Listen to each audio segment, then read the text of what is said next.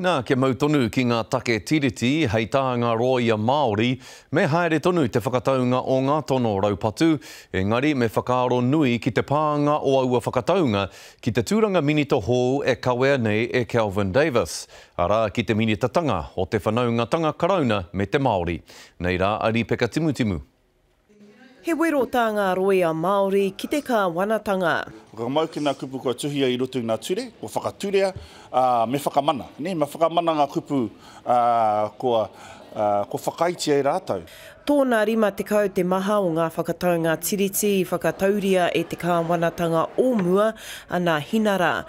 He mahi nui kei mua i te aroaro o Reipa. Ko taku ki te minita hou, kia whakarite ai te haere kia uia ki te huarahi tika o ngā hapu. Ko Pie Toheo Tainui Group Holdings, tētahi o ngā kanohi ruarau o te hunga roia Māori, kua whakarauika mai ki tāmaki mō tā rātou hui a tau.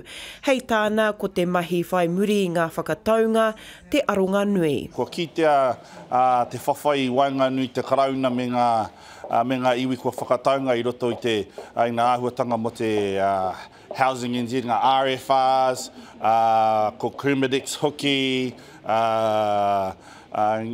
i roto i te, e pāna ki te wai. He maha ngā kaupapa e aha kua whakataunga, kua whakaturea ngā whakataunga, ka whawhai tonu mātai o tātou me ki mō ngērā āhuatanga i roto i ngā ture.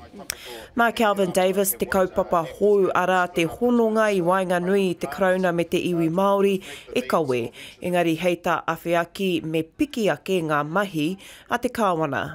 Ko tētahi o ngā mea i rongohia i au, mai ena o kaitahu o Ngāti Whātua ki Ōrākei o Tainui me etahi atu.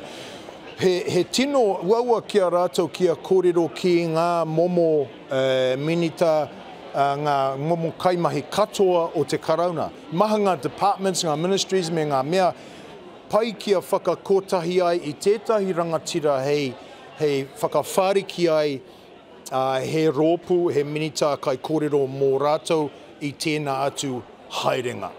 E tumanako ana ka tū ngā toki o te ao ture Māori pērā i a Tiati Joe Williams ki te tuku kauhau, hei a pōpō ka mutu te hui huinga nei. Ripika Tumutumu, Te Karere.